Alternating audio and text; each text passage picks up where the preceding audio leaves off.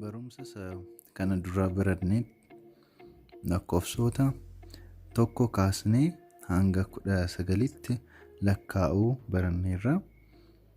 Yoo isan ilaallite deebitanii barumsa sana akka ilaaltan isiniin jedha. Maaliif yoo ilaaltan malee yoo barattan malee kun isinitti cimaa waan ta'eef jechuudha. Kanaaf har'a immoo lakkoofsa 20 kaasnee hanga 100tti akkamiin lakkaa'uu dandeenya kan jedhu ilaalla jechuudha. Kanaaf lakkoofsa 20 irraa yeroo kaanu lakkoofsa 20 maal jennaa 20 jenna. Kanaaf lakkoofsa 20 yeroo waamnu 20 jenna jechuudha.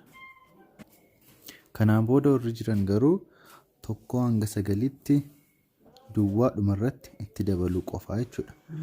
21 jechuun 21 jenna jechuudha. Kanaaf 20 jennee achi tokko kaasnee hanga 9tti dhumarratti itti dabaluu qofa. Kanaaf 21 jechuun 21 ta'a jechuudha. 21 22 immoo 22 23 23 24 24 25 25 26 26 27 27 28 28 29 29 jennee waamuu dandeenya jechuudha. Kanaaf lakkoofsota 30 kaasnee hanga 100 jiranis akkaataa kanaan waamaa deemna jechuudha. Jechuunis fakkeenyaaf 30 jechuun 30 jechuudha. 30 30 30 jenna. 31 jechuu yoo barbaanne akkuma 21 kana 21 akkuma inni 31 ta'a jechuudha.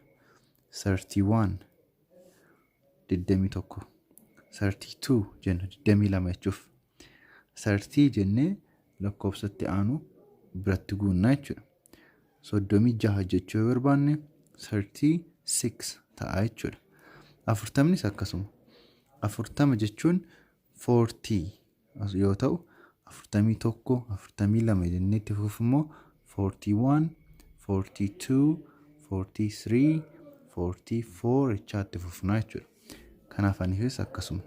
Kanaaf amma 30 40 50 60 70 80 90 fi 100 isiniin dubbisaa. Achi lakkoofsota gidduutti hafan immoo ofii keessan guutuu dandeessu jechuudha.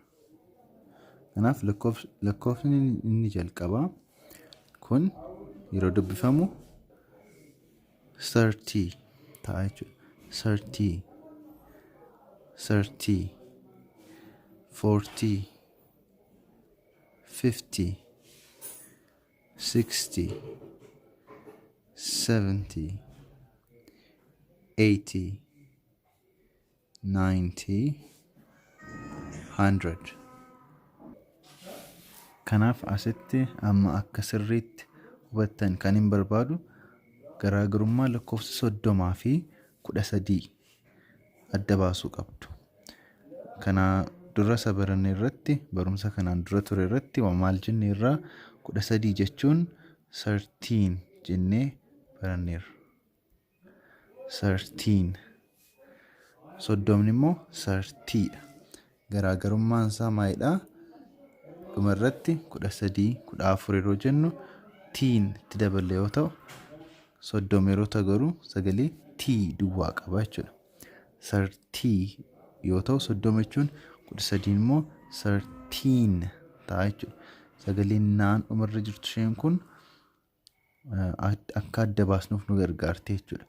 30 40 50 jechuuf 30 40 50 yoo jennu 13 14 15 jechuuf immoo 13 14 15 jechaa deemna jechuudha.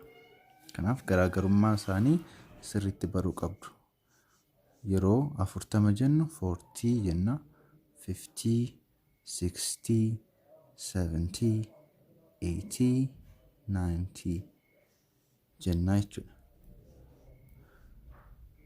90. Kanaaf akkaataa kanaan adda baasuu dandeessu jechuudha. Yeroo 13 fi 13 kaasnee hanga 19 jiru yeroo waamnuu fi 30 kaasnee hanga 90tti yeroo waamnu addaan baasuu qabna jechuudha. Kanaaf kana sirriitti shaakalaati lakkoofsota gidduutti nuti waamnes shaakalaa sirriitti jechuun barbaada. Amma fakkeenyaaf 67 jechuu yoo barbaanne 60 jechuuf 60 jenna. 67 jechuun immoo meeqanneerra 7 jechuudha. Kanaaf 67 maal ta'a? 67 ta'a jechuudha. Kanaaf 60 jennee 7 tti guutuudha. Akkuma 20 jennee 7 jennu kana asitti 27 jechuun 27 akkuma ta'e 67 jechuu barbaannus 60 jennee achi 7 ishee jettutti guunnaa jechuudha. Akkanaan lakkoofsa waamuu dandeenya Ingiliffaan tokko kaasnee hanga 100tti jechuudha. 100 immoo yeroo dubbisnu 100 jenna. 100 jechuun 100 jechuudha. 100 jechuu yoo barbaanne 100 jennaa jechuudha. 100 jechuun 100 jechuudha. 100 qofa immoo 100 qofa yoo jenne 100 jechuudha. Waan dhaggeessaniif galatoomaa. Barumsatti aanuun wal agarra. Afaan Ingiliffaa iimoodhaan kallattiidhaan warri barachuu barbaadan lakkoofsa bilbilaa iskiriinii irratti argitanii nu dubbisa. Akkuma asirratti argitan 99 2 73 64 fi 74 akkasumas 09 80 61 04 95 iimoodhaan yoo nu dubbistan barumsa kallattiidhaan akka barattaniif isiniif mijeessina jechuudha.